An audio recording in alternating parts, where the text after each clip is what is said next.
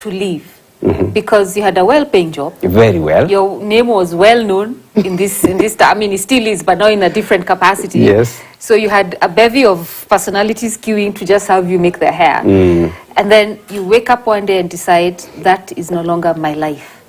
Yes. You know what I did? I started kind of paving and telling my clients and my friends, you know what? In due time, I may leave this work. And some were asking me, well, yeah, don't worry. I may be coming for the appointments. I might be probably coming to your home to do your hair. Yeah. And it didn't just go like pop. It took. I went gradually because I took about 4 to 5 years. Oh wow. Yeah, yes, yes. doing the street nicers and of course paving the hairdressing and my clients. So it took time. It took time. And then when you now decided next month I'm leaving, or next year I'm leaving, whichever the case might be. Obviously now at that point you had to discuss with your wife. Yes. A point came, she had to know what I'm doing. And for me to quit hairdressing, still I didn't discuss it with her.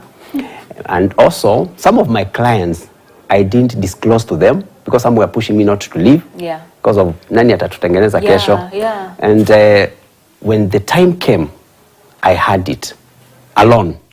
It's time for you to concentrate with these street nicers. Yes. And I was also asking myself, how will I survive?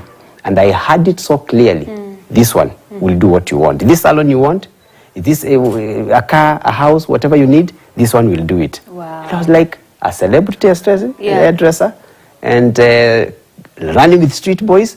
How does it add up? So even myself, I could ask myself such questions, but because I'm hearing a voice telling me, leave, it's time to leave, I had to do it. And I left. That is so much courage. It's so much courage. Yes. So much courage. So by the time you're leaving, how many boys were under your care? We are around 30. Wow. Because the program began way back in the year 2005, June 16. And I left hairdressing in 2012. So from 2005 to 2012, that's a couple of years. Yes. And as I was leaving, a lot had already happened. Yes, a lot had already happened. From 2005 to 2012, that's quite a number of years. 7 years. Yes. 7 years I had already done a lot. Yes. So there was people had already started knowing me. Some of the clients had become my partners, people like Nameless. And I saw the need to go to that direction. Yes. So why were you finding these boys? Interestingly, many from the streets.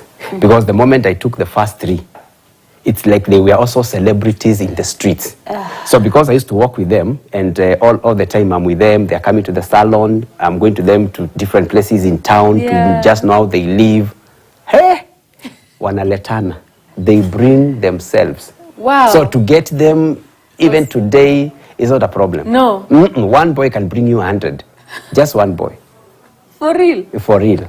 Wow. Yes, one boy can bring you 100 because they know each other. Yes. And they have a big network. Yes. And they know, pale tunaenda tunakula, pale tunapewa chakula, ule ni mwalimu wetu, because most of them used to call me Odijo. They changed that to Mzai. And I became Mzai. Kijana mdogo hivi. I'm telling you. They call me, you ask Juvinaries? Mzai. Mzai. So I became a father. And I'm glad to that direction. Yeah. I'm glad. So let's now go back, because for people watching, they may not understand your heart for these boys. So you would need to share your story growing up and what that was like, because that's where the connection is. Yes. So could you share with us about your background and the kind of family and environment that you grew up in? Yes, it's true, because I grew up in I would call it a broken family, and we talk of poverty. Yeah. Yes. Now, ours, nili nakwanga na meno, the one with teeth, that was true poverty. How I also went from class 1 all the way to class 8, I always keep telling the boys, it's a mystery. It's a mystery. Then from there, going to Form 1, that is back in 1988. It was another mystery, because I'm the one who looked for my school. I walked to my school. I hear people saying that they walked. But for me, that was the reality, because you're dealing with a grandfather, a mother who is not there, an absent father who is a drunkard. So to me, it was real tough. Where was your mom? Looking for money. As always, you know, people will go to look for money. Yes, yes. Money that you don't see. Yeah. And then you are with a grandmother and you're in Ushago, a place in Machakos, whereby it's so interior, there are not even cars that time.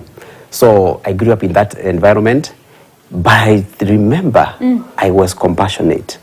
Even with that state of too much poverty, Yeah. Yeah. I was compassionate. Yeah. Because my grandmother, in the way she was also very compassionate.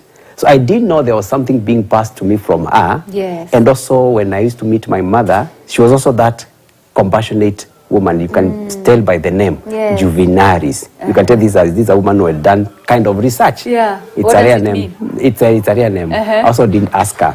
So that compassion was Yeah. kind of passed to me. And when I went to high school, I became more compassionate. I was like the only boy who is going to see the sick people in dorms, because in a boarding school, you have those cases. You could take people, probably food for those who have not come for supper. You Yeah. want to know what is going on in dormitories, what Yeah. is happening. Kumbe, I don't know. Yeah. That was growing up with me. Yes. And when I finished high school, I decided I know I'm going to stay in